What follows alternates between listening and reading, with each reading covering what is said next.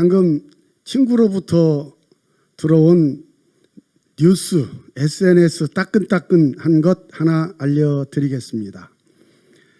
우리 70대 이상 80대 분들 옛날 결혼할 때는 맞선이라고 있습니다. 선을 보는 거죠.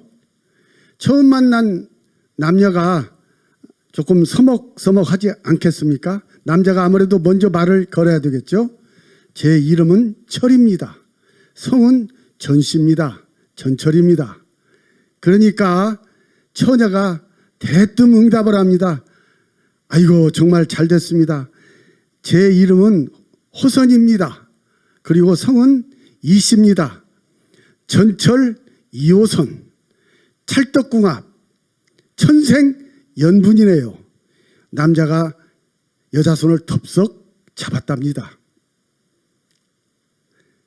여러분, 우리 유튜브 시청자 여러분들하고 여기 전광훈 목사 팀은 천생연분이고 찹쌀궁합이 되는 것입니다.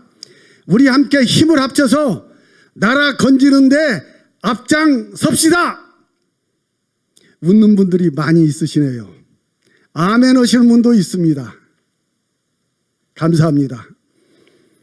저는 다른 연사분들하고 좀 달리 중첩적인 얘기는 하지 않겠습니다. 이 정부의 외교의 난맥상 이 점 몇 말씀 드리고 하단할까 합니다. 제 대학 은사님으로부터 들은 얘기 공부입니다. 외교에는 절대로 피해야 할 두 가지 있다고 제자들한테 알려주셨습니다. 첫째는 상대국을 훈수하려 하지 말라. 둘째는 어떤 안에 대해서 협상이 진행 중인데 먼저 발표하면 안 된다. 이것은 외교적 디자스터, 재앙이다. 이런 가르침을 받았습니다. 여러분, 미국의 새로운 정권이 들어왔습니다. 바이든이 제일 싫어하는 게 뭘까요? 트럼프입니다. 그런데 이 문재인이라는 사람은 바이든한테 훈수를 합니다. 트럼프의 싱가포르의 회담을 계속 유지하면서 집행하자고 이따위 얘기를, 이따위 훈수를 하고 있는 거예요. 두 번째로 바이든이 집권을 하고 대통령에 취임을 했습니다. 외교에는 몇 번째로 전화를 하느냐, 그리고 전화 시간이 어느 정도냐, 그 내용이 뭐냐, 무엇은 얘기를 하면 되고 무엇은 얘기를 하면 안 된다라는 실무자들끼리의 협상이 있습니다. 대단히 중요합니다. 바이든하고 전화 통화를 해야 할 거 아닙니까? 그러면 여러 가지 얘기도 하고 양해도 하고 해야 될 거 아닙니까? 그런데 바이든하고 통화하기 전에 덜컥 중국의 시진핑하고 통화를 했습니다. 덜컥 시진핑하고 통화를 한 것입니다. 여러분, 외교에서는요, 선후 관계가 어쩌면 모든 의전의 첫 번째인지도 모릅니다. 바이든이 취임을 했는데 중국의 공산당 창당 100주년을 축하한다는 시진핑과의 통화가 미 국무성에 어떻게 비춰질까요? 우리를 무시하는구나, 중국을 더 가까이 하는구나, 이래하지 않겠습니까? 이 문재인 주사파 정권은 지난번에도 제가 말씀드렸습니다마는 중국은 높은 산봉우리요, 우리는 작은 나라. 결국 이 말은 우리는 중국의 속국이다라는 것을 선언한 것하고 마찬가지 아니겠습니까, 여러분? 지금 문재인 이 정권이 잘못되고 있는 거 간단히 몇 말씀 올리면 보세요. 7.4 남북 성명, 박정희 대통령의 7.4 남북 성명을 김일성이는 발로 뭉개버렸습니다. 그의 아들 김정일이 DJ 햇빛 정책 핵실험을 함으로 해서 뭉개버렸습니다. 그의 아들 김정은 남북연락사무소 폭파함으로써 문재인과의 무슨 얘기 다 발로 뭉개버렸습니다. 뭘 더 이상 북한과 협상을 하고 그 사람들과 인내를 한다고요? 무슨 전략적 인내를 한다고요? 이것은 나는 병신짓 하겠다는 얘기고 뭐가 다릅니까? 또 얘기할까요? 1993년 3월에 NPT 탈퇴를 했습니다. 핵 확산 금지 조약입니다. 그리고 서방이 달래니까 경수로 주면서 달래니까 다시 들어왔어요. 그러다가 2003년 1월에 또 NPT 핵 확산 전략 그 조약을 또 탈퇴를 했습니다.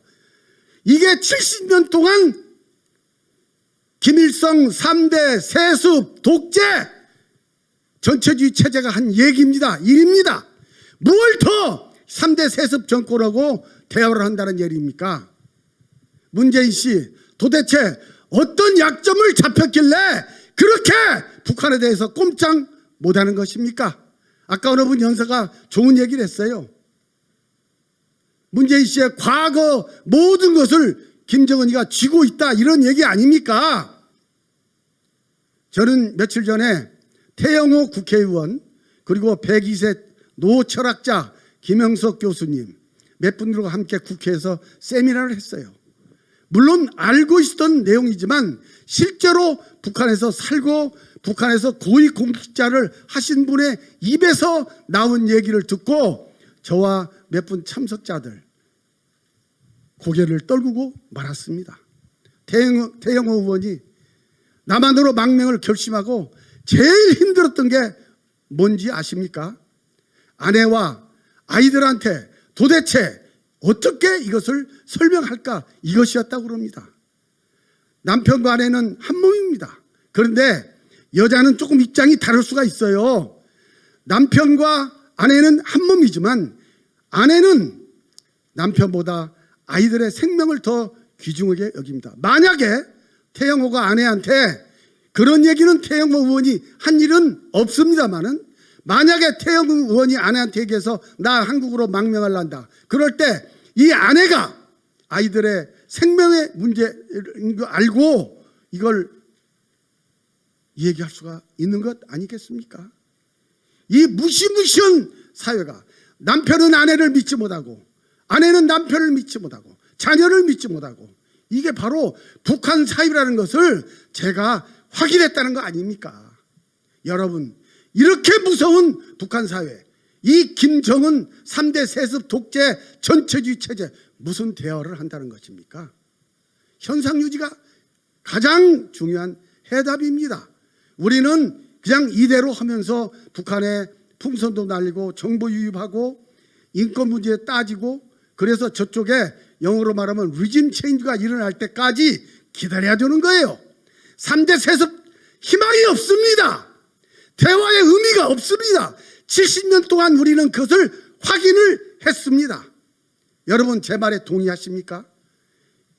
이렇게 가야 되는 것입니다. 문재인 정권, 주사파 정권 어마어마한 약점을 잡힌 것 같습니다. 여러분 주한미군 문제가 있습니다. 주한미군 문제가 있습니다. 주한미군 이게 북한과 미국과 남한만의 문제입니까? 아니올시다. 이것은 동북아 전체의 문제고 동북아 전체 세력 균형의 문제고 세계 질서의 문제입니다. 그런데 북한이 주한미군 철수하라고요? 그러면 동북아는 지각 변동이 일어납니다. 세계 이 군사 질서는 어마어마한 지진이 일어나는 거예요. 단순한 북한과 미국과의 문제가 아닙니다. 혹자 지수파애들 얘기합니다. 그러면 우리는 미국의 속국이다. 속국이요? 속국이라는 것은 상대방 국가에 대해서 전혀 영향력을 행사할 수 없을 때 속국이라는 말이 나오는 것입니다. 우리가 미국에 대해서 전혀 영향력을 행사할 수가 없나요? No. 우리는 컴퓨터, 삼성전자 있습니다. 그리고 자동차가 있습니다. 미국이 우리가 수출하지 못하면 엄청나게 많은 손해를 입습니다. 그 컴퓨터 칩, 삼성전자가 세계 1등 아닙니까? 그것뿐인가요? 현재 미국에 있는 우리 한인 숫자 공식적으로는 200 몇십만이라 그러는데 상주 인원까지 합치면 300만 명이 훨씬 넘습니다. 대구시보다 더 많은 사람들이 미국에 살고 있습니다. 유대인들 미국의 2, 3%밖에 안 됩니다. 그런데 미국의 모든 정치, 문화, 사회, 금융 30% 이상을 장악하고 있습니다. 우리 한인들이라도 하고 그걸 못 올 것 같습니까? 2, 3%밖에 안 되는 유대인들이 미국의 전반적인 정책에 모든 것을 다 좌지우지하고 있습니다. 우리 한국이라고 미국에 있는 우리 한인들이 그걸 못 올 것 같습니까? 왜 우리가 미국의 속국입니까? 이건 주사파들이 지어낸 얘기입니다. 미국과 우리는 호혜 평등에 관한 자유민주주의 국가가 되는 것입니다. 차라리 문재인이가 얘기한 중국은 높은 산봉우리요, 우리는 작은 나라요, 속국으로 선언한 문재인이가 문제가 있는 것이지 미국과 우리 간에 문제가 있는 것은 아니다. 정확하게 우리가 이것을 알아야만 되겠다. 이걸 우리 시청자 여러분들께 말씀을 드리고 싶습니다. 존경하는 시청자 여러분, 외국에서 이 유튜브 방송을 보고 있는 우리의 700만, 800만 애국 동포 여러분, 우리 선거 너무 중요합니다. 서울시장 선거와 부산시장 선거 아무리 강조해도 부족합니다. 거기 멀리 있더라도 여러분들의 애국심을 표해 주시기를 바랍니다. 시간이 됐으므로 한 가지 얘기만 하고 제 얘기를 마칠까 합니다. 저는 성남시에 살고 있습니다. 얼마 전 버스를 타기 위해서 제가 버스를 기다리고 있는데 제 뒤에 잠바 입은 두 분이 서 있었습니다. 말씨를 보니까 영남 사투리를 썼습니다. 한 분이 이렇게 얘기합니다. 야, 네 이번에 재난지원금 받았나? 그러니까 그 사람이 앞에 있는 사람이 옆에 있는 사람이겠죠. 제 귀에 들립니다. 아직 안 받는데 곧 가서 받을란다. 나 말이다. 좀 이거 받기는 받았지만 좀 찜찜하대. 그러니까 그 친구가 하는 얘기. 야, 네 박근혜 이명박 정권 때 100원짜리 동전 하나 너 받은 거 있나? 이거 다 우리 돈이야. 그렇게 답변하는 얘기를 들었습니다. 제 뼈마디가 무너져 내리는 것 같았습니다. 여러분, 정치인은 그 국민 수준에 맞는 정치인이 나타나는 것입니다. 일제 때 어째서 우리가 주권을 잃었습니까? 우리 국민들이 깨어나지 못했기 때문에 주권을 잃은 겁니다. 이번 주사권 정권의 탄생도 결국 우리 국민들이 우둔해서 그렇게 된 것이 아니겠습니까? 이제 우리 국민들 정신 차리고 이제 우리가 손을 잡고 이 주사권 정권 무너뜨리는데 모두가 다 떨쳐 일어나기를 간절히 부탁드립니다. 고맙습니다.